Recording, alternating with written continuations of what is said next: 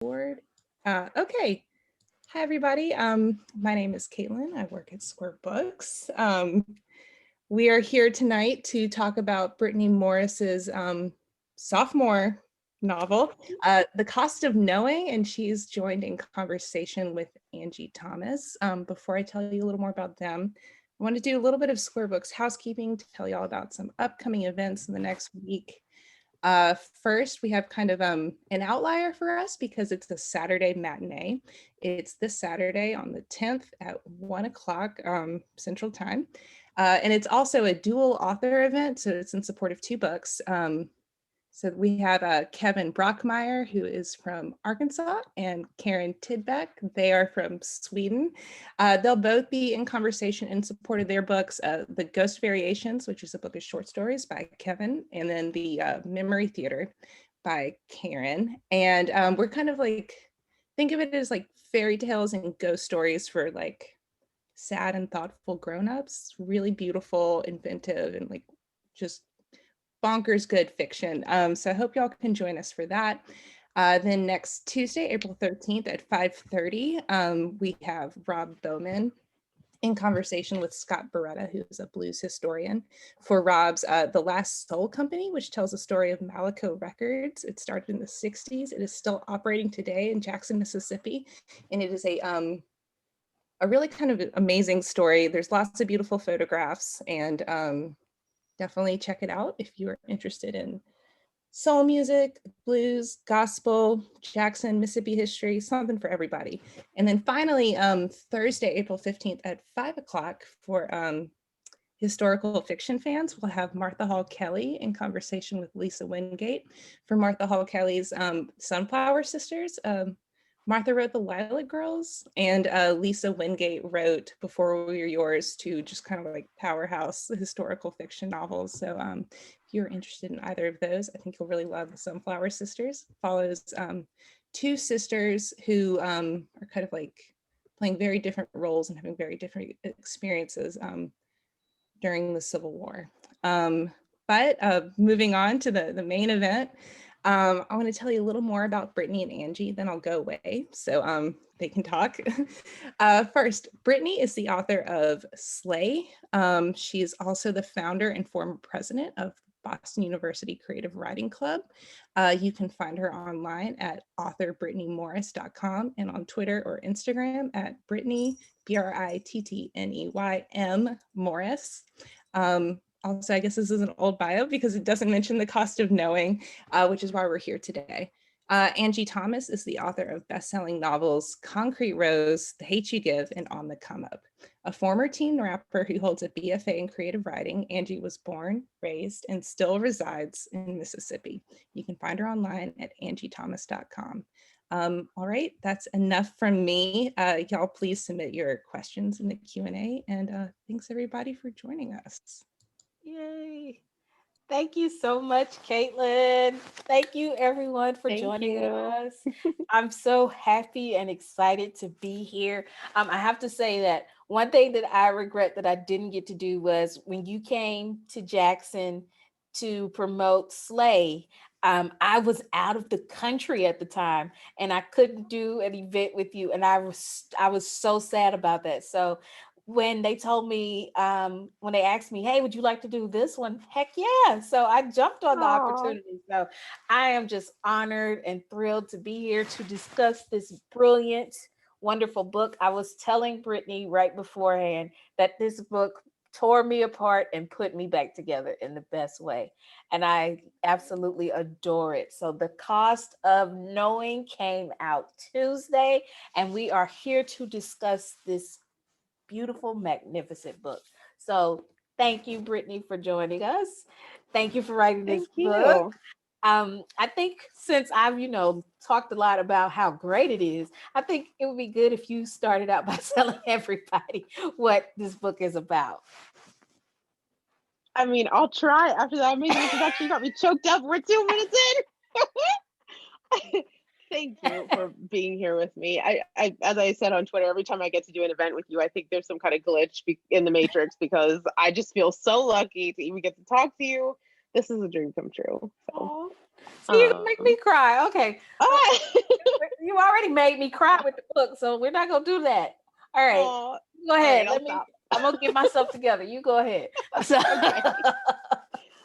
So, hi everyone. My name is Brittney Morris. I'm the author of The Cost of Knowing, and it's a story about two brothers, Alex and Isaiah.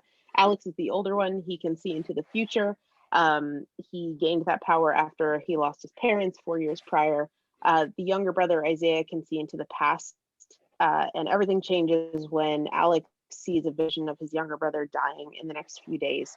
So it becomes a race against time to get to the bottom of where this 400-year-old family curse came from, and grapple with anxiety about the future that they both share, and their trauma from the past that they both share, and discover what it means to be a joyful Black boy in the present.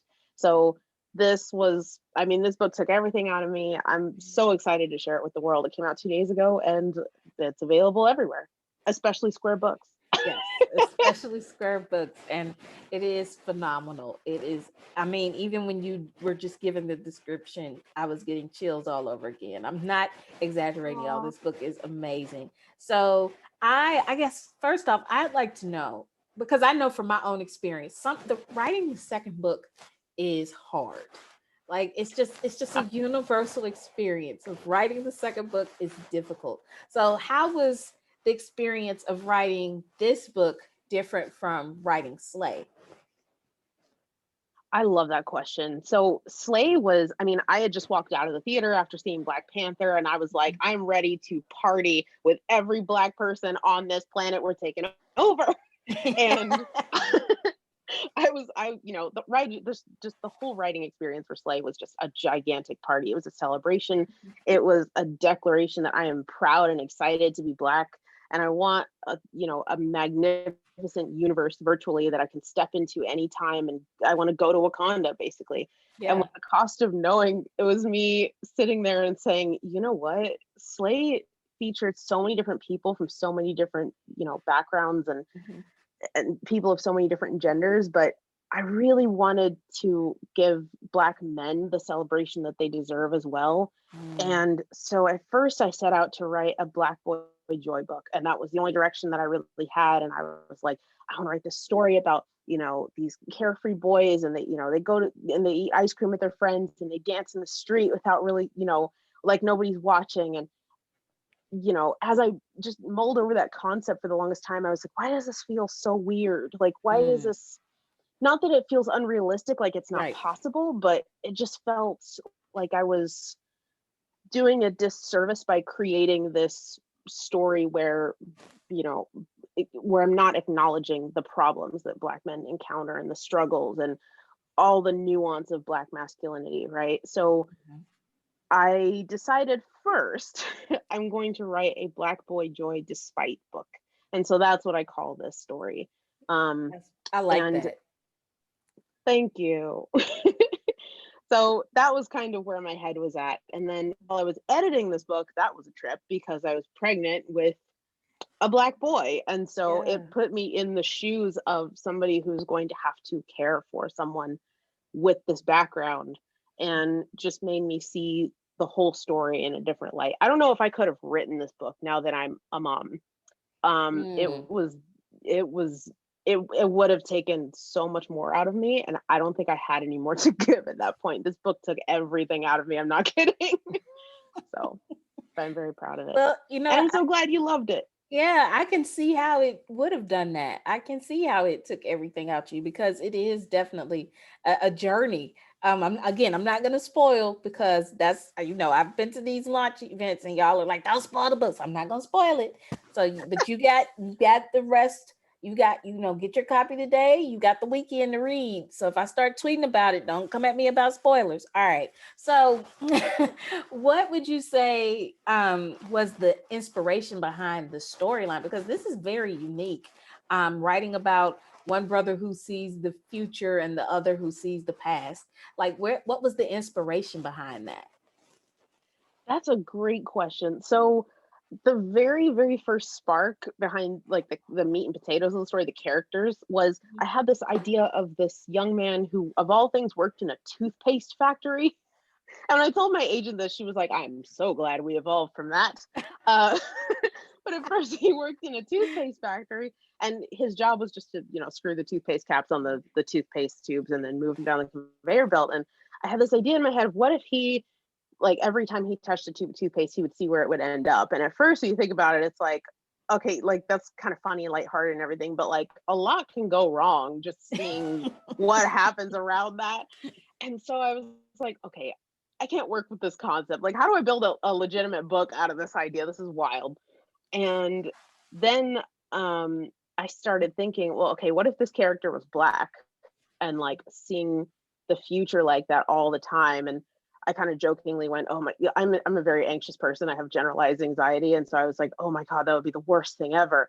And then I thought, what if I expanded the story and had another character, maybe like on the same work team as this person at the factory, be able to see into the past? And then it clicked in my head that it feels like I'm already kind of living that way as a Black person in America, just because every time you turn on the news, you see, hashtags flying by and Black Lives Matter, and you see all this violence and everything. And it's implied that that could be any one of us on any given day, depending on the mood of the officer, how lucky we are, what we're carrying in our pockets, where our hands are, etc.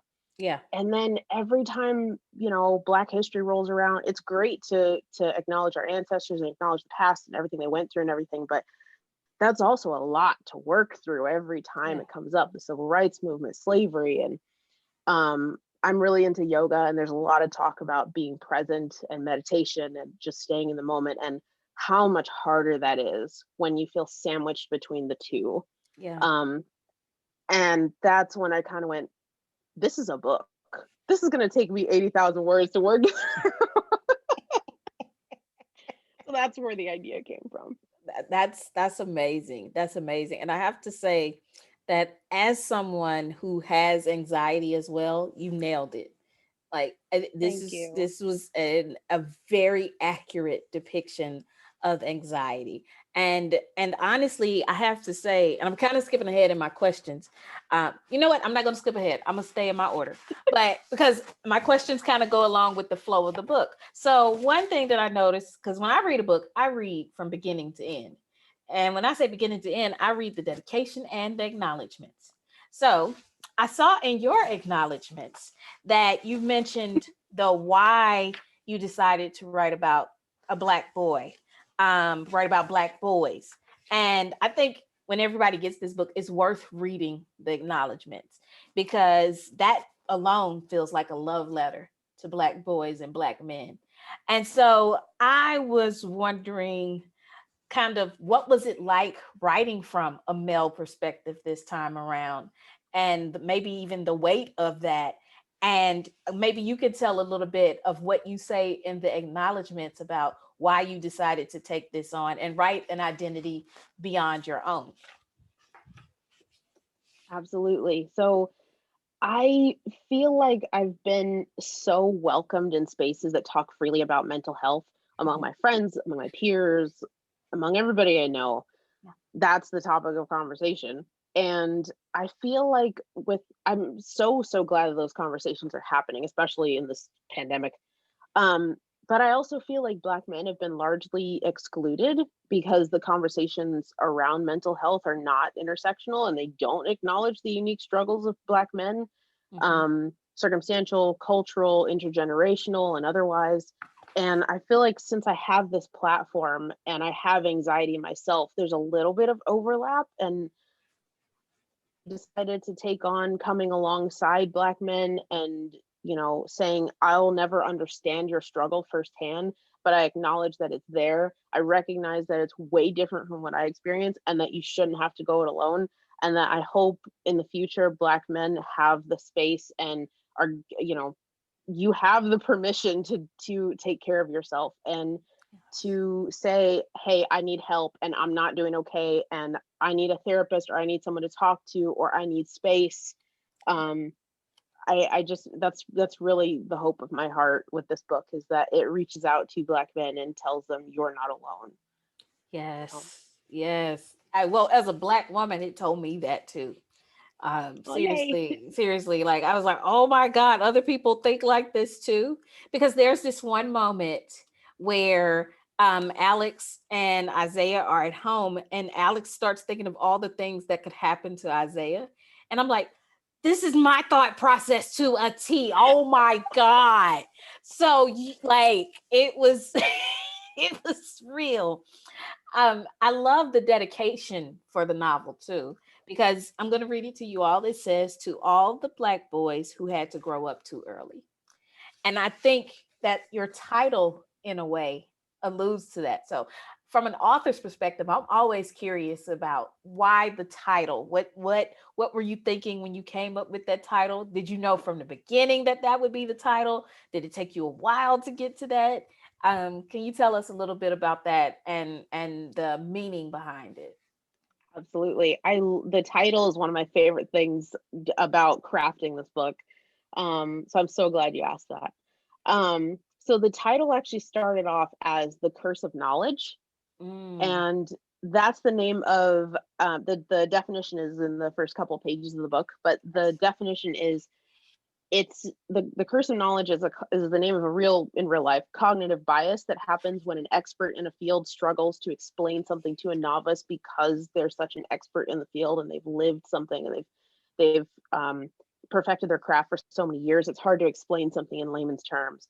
And when I read that and I realized just how much that applies to the experience of being Black, I was like, that's a fantastic title. Let's go with it. And then brought it to my editor. She loved the title. The team was like, this sounds a little bit fantasy. With something else. And so we came up with all of these different titles and nothing was really sticking. And then one day my editor actually proposed The Cost of Knowledge. And I said, well, that doesn't mm. really roll off the tongue. And so then I remember, do you remember the Nicolas Cage movie Knowing, or The Knowing or something? Yeah, I remember. Yeah. It was like a really weird abstract movie. I love it, but it's a Nicolas Cage movie. It's weird. But I I really like that title. And so I decided a mashup of the two would be a great idea. And then the more that title kind of, ruminated, Yeah. I was like, you know what? This really, really makes a lot of sense, because to break down exactly what it costs to have to live with anxiety and trauma in your past, and I mean, it can cost you your whole childhood, for being real. Absolutely. So yeah, Absolutely. Absolutely. that's the story behind the title. I love it. I love it. And Yeah. and the title, and then too Alex's anxiety altogether feel like a metaphor for the things that, and see, I could be thinking too much because I like to think real deep at times, but it feels also like a metaphor for the things that Black boys and Black men have to deal with. When you really think about it, there are certain things that Black boys know at an early age that other boys at their age don't have to know. And the Yes. anxiety that Alex has reminds me so much of the just general anxiety Black men deal with on a day-to-day basis, of Mhm. not knowing what's going to come at them, how the world is going to perceive them at any given moment. Yep. So I was like, this is genius, you know. When Oh, thank you. so and you, I'm glad that you talked a lot about the importance of mental health and all of that, and showing that in this book. But I'm gonna shift the gear a little bit, and I'm gonna go to page 18 in the book. If you have your Bible, of the cost of knowing, turn. I'm just kidding. But I was looking at this part, and there's this area, this section where Alex is talking about what happened with he and Isaiah's parents, but then also he's talking about when the vision started for him. And he said how he went on Google and he started finding other people who said that they had visions and things like that, and he found them saying, that they thought either their visions were from God or Satan or their higher self, and none of them wanted to get rid of theirs. They just wanted to charge people for their services. So I Googled, I searched, and in reading that, I'm thinking, what kind of research did Brittney do for this? What did it take as far as crafting this story, writing these young men, but also writing about this superpower that they have? I'm curious about what kind of Google searches did you have to do? Like, if the police found your Google search history, would they be arresting you? Or what? So, can you talk a little about that? I have had to search so many. I've had to search so many weird things just in the couple of years that I've been doing this professionally, and every time I search something, I'm like, it's gonna be the one they're gonna find me. But what's funny is I actually watch a lot of like tarot YouTube. So I watch a lot of tarot card readers. I just find it really soothing to watch them go through the cards, and um, I don't necessarily believe much of it, but I just find it soothing. And I I hear a lot of good tarot readers, and I hear a lot of tarot readers who are very prescriptive and very like adamant that like what they're reading is the actual future. And according to other tarot readers, that's not the proper way to do tarot. It's more of a guidance thing. It's the future is still what you make it. And I just got to thinking, what would Alex find if he Googled, I can see the future, help? And then I got to thinking about all the different times where I've told people, a lot of times white people, I have anxiety, and they go, "Oh yeah, me too." And I'm like, "Yes." And Yeah. mine is different. Yes. Not gonna say it's more intense or worse or better or whatever. I don't know their struggle, but there is another layer to it. Yes. Yeah. And so I had this idea in my head of Alex taking to Google and finding all of these people who made it sound like they were going through the same thing, and he's saying they're going, no, no, no, no, no, this is different. Who can I talk to about this? So that was the inspiration behind that scene. Yeah, yeah. I thought about it because with my anxiety myself, whenever something's wrong with me, I go to Google, and that just makes my anxiety worse. Yeah, Like, yeah, but you we got still to, do it. yeah, you got a hangnail. You're dying in a few days. Like, you know. Oh my So God. when I saw that, I was like, oh no, baby, don't do that. But, but that's a There very was one time, this was like a couple months ago. You can actually have this happen from washing your hands too much. Hilarious in a pandemic. I had an infected hangnail on my middle finger, and it was like, oh you can get gout of the hands, and I'm oh like, my gosh. is that a thing? What? Is that Oh my paranoid? God. Oh. Well, I'm gonna take that with me because I got an ingrown fingernail right now. Yay! Or just eat your vitamin A and D, and you're good.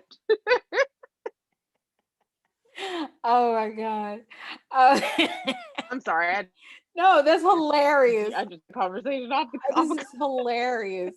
No, all good, all good. Now, there was something that really threw me off and made me rethink what my knowledge was of hip hop, because you have a rapper in here that both Really? Alex and Isaiah love by the name of Shiv. Am I saying it right? Yes. Shiv. I was like, is this a real rapper? So like Oh my goodness. when I read the lyrics, I'm like, this is dope. Let me look this person up so I can listen to his music. I'm like, Oh, you got permission to put the whole lyrics in the book? Because usually I can only put half. This man, it was, and then I look it up and there's no Shiv on Google. Like it gives me all kinds of stuff, nothing about a rapper. I'm like, Shiv the rapper. And then I put in the song name and with the dragon in it. And they were like, no. So I was like, yo, Brittney created a rapper and wrote the lyrics. thank I you. was I so did. impressed. I Oh. was so impressed. So, like, you got to tell us, how did you go about writing these lyrics? I'm not gonna make you rap. Don't worry. Oh goodness. I can put the audience through that. Look, they put in my bio that I used to be a rapper, and a lot of times people are like, "Can you rap? Can you rap?" I'm like, Wait a minute, I saw you rap. It was so good. Where did I see that? it was probably on Oh, like, Portland. oh yeah. Yeah. I'm I was it's rapping along with you. I knew that song. Well, thank you. But how did you go about writing these lyrics? Like, I think you might have a songwriting future. So we Oh, already know thank you do you. the book writing and the video game writing. You may as well add songwriter to your resume. I mean, Oh, I was impressed. So how did you go about coming up with those? you were so kind. It was, it was really funny. I wrote all the way up until that first scene with the lyrics, and I went, I'm gonna have to write a rap. Didn't see that coming, and then I got to thinking, I was like, I am no Angie Thomas. This is gonna be super weird. Here I go. um, but what's really funny was I avoided like the plague having it in my bio that I used to write raps in high school because I did, You did? and maybe I did. Oh my they were God. Okay. they Gotta add that to your bio now. Like they have please to. no. They were all terrible. Oh my god, they were all horrible. So my childhood was extremely sheltered. So all the media we took in had to be extremely religious, and so all of my raps were extremely religious. Oh, it's And like Jesus is the homie. We be killing. yes, cross movement, grits, hip hop, all of that. I was like, so now I look back on that and I'm like, time in my life. Still think it's fun. Like I love all types of music anyway, but I came up with the idea for Shift Skeptic because at the time, and kind of still, but it's not as much, I was a huge fan of Kendrick Lamar, and I was listening to his stuff the whole time I was writing this book, and I really got to thinking about how, oh, how do I say this? I feel like in white suburban culture, Mhm. hip hop is often looked down upon. Yeah. Really, and it can be a really spiritual experience for a lot of people. Yeah. I mean, music in general has picked me up when I've been at my lowest. It's sat there with me when I'm at my lowest. It's been there with me through the happy times. I mean, music means so much to so many people, right? And no genre is inherently better or worse than any other ones. There's certain ones with different connotations that white people have just decided are for a specific kind of person. That's the implication with like so many of the boys' neighbors. They reference a couple times the type of people to listen to that music, and then Mhm. um there's that moment where they're driving past one of their white neighbors and Alex doesn't notice that she's standing there, and Isaiah dives for the radio and Yes. turns it off real Yes. quick because it's implied that he's like, we can't let her know that we're one of those types of people. Mhm. And just, I mean, that's another example of just the societal implications behind black masculinity and just blackness in general, really, with that one. um Absolutely. and being perceived as being that kind of person when they may know nothing about you. So I felt that scene was really important, and music in general plays a huge role in the book. So Yes. um but Yes. yeah, I had a lot of fun writing those lyrics, and I think in a recent tweet of mine I said something like, I'm no Brie Jackson, but I like them. I like what I wrote. Look, Bree would go on tour with Shiv. Bree would do it. Bree would go on tour. They'd go on tour together. So we're gonna create a fictional tour. It's called the Lit Orary Tour. I like it. Well, well, I'm about to get into some lighter questions, but while I do that, everyone, please send your questions through the Q&A section. If you send them through the chat, I'll find them there too. But I prefer if you send it through the Q&A. So don't be scared, but also don't be a jerk. But just hit Brittany up with your questions, and I'll be sure to ask them. But I'm going to go into some light, not a lightning round, but some light questions. All right. Now, in the book, Alex has this ability to see the future, and it usually happens when he touches objects with the palm of his hand. He sees their future. So when he's driving, sometimes he sees that in the future his car will end up in it's in a body of water. So and then eventually Mhm. in a junkyard.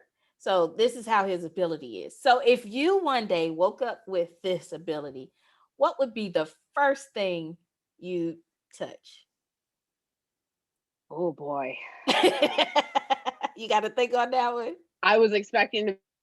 I was fully expecting the question to be, would I rather see into the past or the future? Oh, I was we expecting could this do one. that I just too. had this. We could do that one too. Well, no, I like this one. Okay. We can do Yeah. both. So yeah, which ability I would you like this rather one. have? Oh boy. Oh God. I mean, if neither is off the table, I guess the past. You'd rather Like, see the past? I already dwell too much on the future. Yeah, I already dwell too much on the future as it is. So, Okay. but if I woke up and could see only the future, I would avoid. Well, I wouldn't be able to pick up my son. I don't want to know what happens. Again, I already think about his future too much. Oh, her baby is the Um, cutest. Yeah, I get that though. Not what. Yeah, I get it.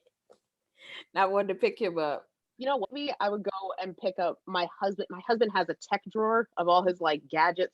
I would go touch all of that and see when it's leaving this house. That's what I would do. I need to know when we can get rid of that. We won't tell him that. I think he's watching from somewhere. He Well, now already you knows know. it's a whole thing. Oh my God, that's Talk the about the best. tech drawer. Yes. We won't. All right. Let's see. Next light question. So Alex's girlfriend Talia loves weird food combinations. When I tell you some of these combinations threw me off, and I thought I wrote a character that liked weird food combinations, but Talia took it to a whole nother level. Like one was s'mores ice cream with rainbow sherbet ice cream. I'm like, oh, you sure about that? So what what weird ice cream combination would you love or be willing to try? You told me I've earlier tried about some weird. you wouldn't do the rainbow and s'more. I don't think that would spark joy, as they say. um, I have tried some weird ice cream flavors though. I've tried black sesame, which was good. Ooh. Uh, I have tried cornbread and honey, which was fantastic. It's one of my favorites. I have tried charcoal ice cream. What? Seattle. Okay. Seattle. Okay. Seattle just be putting in things. I don't know. Wow. Yeah, but I mean those are some weird ones. I I may can't try think of that anything much cornbread and weirder than honey. that I've like seen. I try that cornbread It's and amazing. honey. As a southerner, I feel like it's my duty to try that. I could see that. Yeah, I could see that. Okay. Okay. All right.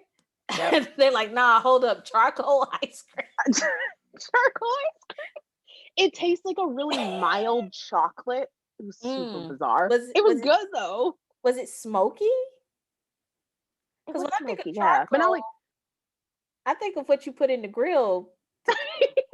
So not quite that smoky. okay. I don't know how to describe it. It was like a dessert, but smoky. You know, like what is it? Like when they grill peaches. So it's like Yeah. sweet, but it's kind of like that, where it's sweet but it's still smoky. Oh, okay. Yeah. Okay. I guess, yeah. Okay. What I'd do is I don't think I'd get a whole cone of that. I'd be like, give me a little sample, and I'd only do half the sample just to see at first. All right, I got two more, then we're going to get to these. So since you wrote a fictional rapper, what would your rap name be? Oh boy.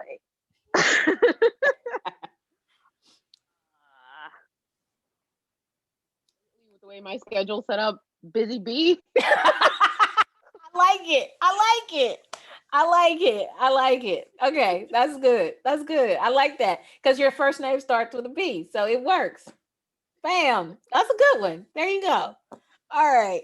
And lastly, who would you cast in a potential movie? Oh. Can I borrow TJ Wright for like a minute? Sure. Yes, I will toss him over to you. I just love him.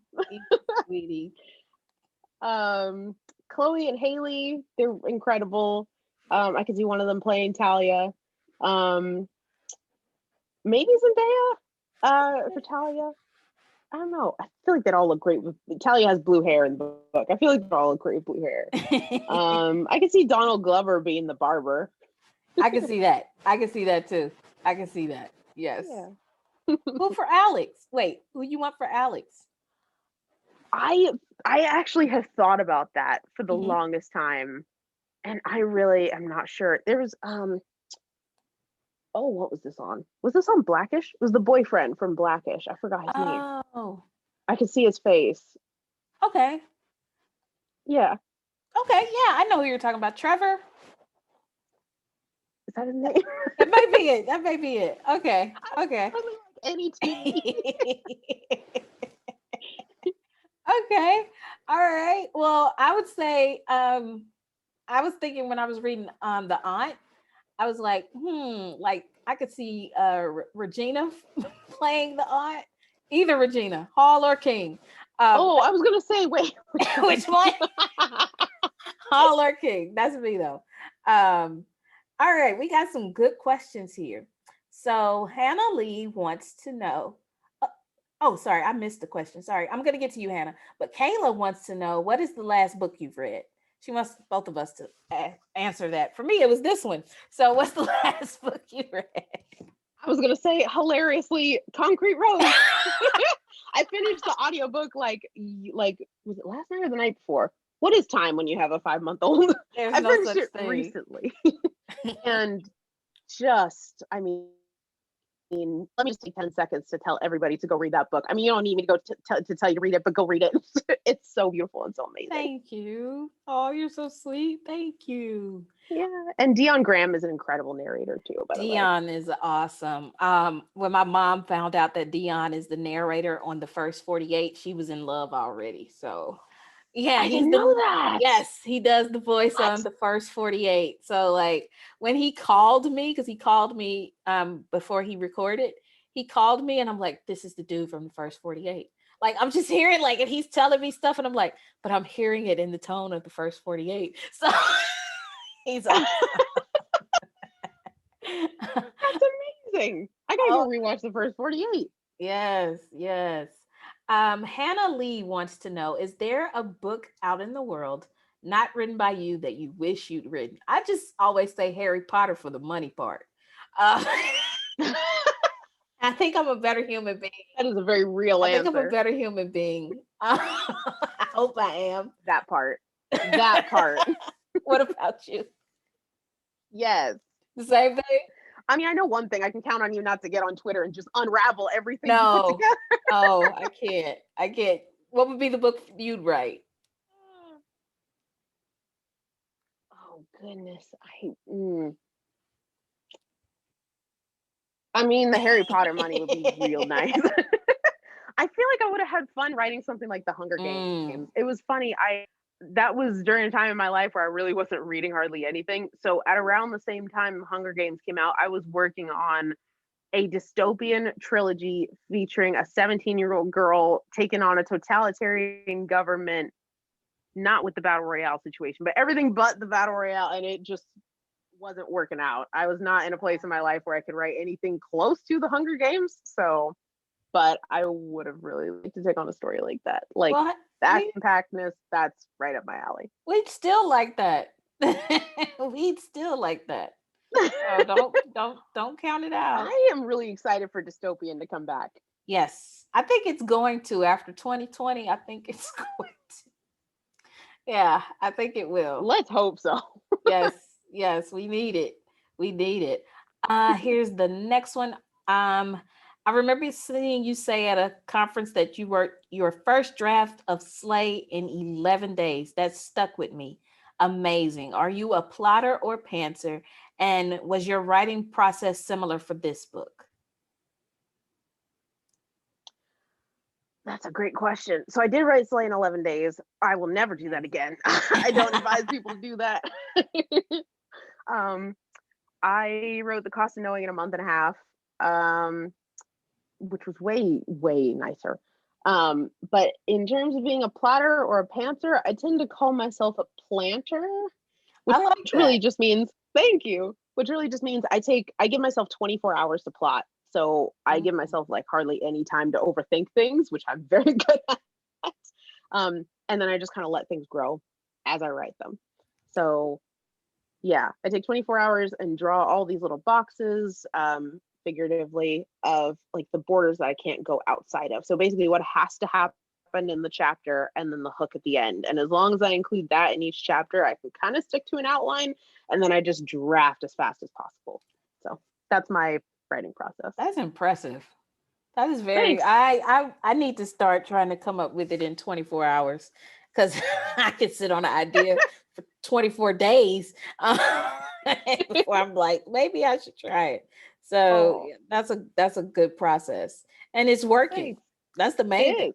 Well, I was Working. gonna say, clearly yours is working too. Like whatever you're doing, at least on this end. I don't know. I hope it's working for you. So far, so good. Yeah, it's they're like 11 days. Wow. That's what Nicole's that's like that is super impressive. I remember reading that when they first announced your book. I think you said it on Twitter that you wrote it in 11 days after seeing Black Yeah. Panther. And like I was like, wow, that's yeah, and that's a wonderful novel. So I mean, but I Thank think too, you. a lot of people don't realize it still takes editing, even when you write it in 11 I days. was about to say, ask me how long it took me to edit. I think we were editing for 8 months. So Oh wow. Yeah, yeah. All good. Let's see. Y'all don't have any more questions? I don't see any more. Well then, uh Caitlin, I Oh my gosh. So I see a couple. Um so okay, we'll start with Marty. She said, how did you come up with the idea for this new book? Which I think we kind of touched on, although I can't remember if we talked about it before we went live or a not. little bit. I mean, I could talk about it briefly again in case they join late. I'm sorry. Yeah, let's do like a just like a 2 sentence kind of thing, since I've like asked it now and she's All very right. So I was inspired to write The Cost of Knowing after wanting a book that celebrates Black masculinity as much as Slay celebrated Black femininity and multiple gender. So this is I set out to write a Black boy joy book, and then after doing a lot of soul searching, I realized I wanted first to write a Black boy joy despite book. So this is my love letter to all the Black men who had to grow up too early. Thank you for recapping for me. And then Adam wants to know, are you already working on your next book? And can you say anything about it? Which, if I didn't already kind of know the answer, I wouldn't have asked, but this is interesting. Here I we go. am, and I can. My next book is called tentatively The Jump. It's set in Seattle, and it is about 4 teenagers who run a cryptology forum, and they take on a cryptology scavenger hunt from a mysterious group called the Order that promises the winner resources and high-tech resources and influence, like political influence, which the kids plan to use to take over and shut down an oil refinery that's going up in their neighborhood. So my goal with this one is to make it the most action-packed book I have ever written. So we'll cross our fingers for that one. that sounds so good. Thank you. Sunrise Movement fantasy novel. That sounds amazing. Yes. Yes. Yeah, this has been so wonderful. It looks like do we have any more? Oh gosh, we do. Yeah. So we'll do a couple more, and then I think we probably have to wrap it up, which makes me sad. But okay, so Elena, I'm sorry if I said your name wrong. For both authors, how do you keep from being distracted while getting through a first draft? And what's a mantra that might help you through revision? Craft question. I probably could have answered that better before I had a baby. Before, my strategy was to just put on headphones and find a quiet corner. Now, put on headphones, find a quiet corner, and feed the baby intermittently. I'm lucky. I have my husband at home to be a stay-at-home dad, so I have that luxury. As far as me, distraction is a part of my process. Like I've come to accept I get distracted easily. I know this. I've discussed it with my therapist. That's just part of me. And I allow it to happen some because sometimes distraction brings about ideas. And I just let it happen. But what helps me to get to the end is having my agent remind me, hey, so deadline's coming up, having my editor nudge me like, so how's that going? So even if I'm in the middle of a distraction, when I get that text, I'm like, oh, I should probably be writing. So yeah. Forgot about the deadline dread. That works for me too. Yes, deadline dread is real.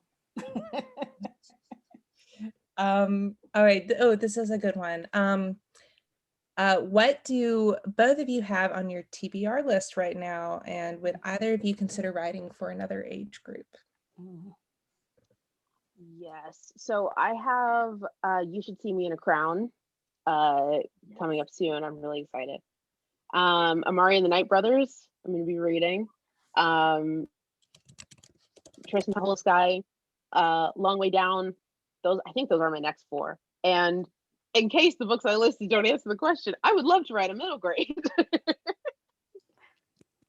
And that's what I've been reading a lot of, middle grade, because I am working on a middle grade. I'm doing a middle grade fantasy next that partially takes place here in Jackson. The code name for the book right now is Literal Black Girl Magic. So it's been fun to write. If you've ever been to Jackson, we got all these potholes. I have a magical explanation for the potholes in Jackson in the book. So yeah, so that's been fun. But what's on my TBR? A lot of middle grade. It's funny. A lot of the books you mentioned, I just finished reading, like Tristan and Amari, because I'm trying to get into that middle grade headspace. Yes. What's next on my TBR is Tiffany D. Jackson's next book. The title is not, I can't think of the title at the moment, but it's about basically a haunted house. And I'm just like, I'm so excited because Tiffany writes such awesome thriller novels that I can only imagine what she does with thriller/horror. Like, I can only imagine how she's going to mess me up. So I'm excited about that. And what else is on my TBR? Beast of Prey. That one comes out in September. I'm really excited about that. And another one is, what is it called? I'm missing titles. Forgive me. I'm sorry. Yeah, I can't think of the title right now, but I know the cover in my head, and I hate when that happens. Me too. The title is Ace of Spades, and it comes out. Yes, it comes out in June. So I'm really excited about that one. All right, I'm gonna drop that in the chat. Give me 1 second. Here it is. Awesome. There you go. Yeah, lots to look forward to this summer. Y'all, this has been so wonderful. I'm so glad that you could take time out of your busy writing and also humaning lives to talk with us. Oh, my cat's been snoozing this whole time. So I just, as a reminder, we have signed book plate editions, first printings of Cost of Knowing. I put the link in the chat and I'll send everybody an email to remind you that you can get it from your local bookstore. Square Books, thank you both again. This has really just been such a treat. I hope that maybe the next time one of y'all has a book, we can do this in person. But in the meantime, this has been like so sweet, so wonderful. And again, we just appreciate all that you do for us and for our readers, especially our young readers. And thank you all. And thanks for our attendees. These were some really wonderful questions. Y'all are also great and make my job really fun and rewarding. So thank you. Do y'all want to say anything or should we say goodnight? Yeah, Thanks, thank you so everyone. much for coordinating, Caitlin, and thank you so much for your time, Angie. I love doing events with you. I love you. You're an inspiration. I'm forever a fan of yours. Thank you, Oh, and thank you to everyone in the chat too. well, I'm forever a fan of yours. Congratulations on this new wonderful book. Thank you for allowing me to do this. Thank you, everyone, for spending your evening with us. Thank you, Caitlin and Square Books, for hosting. It was a good time. I Thank appreciate this. you. All right. Y'all take care, and thanks again. See y'all. Bye. Bye.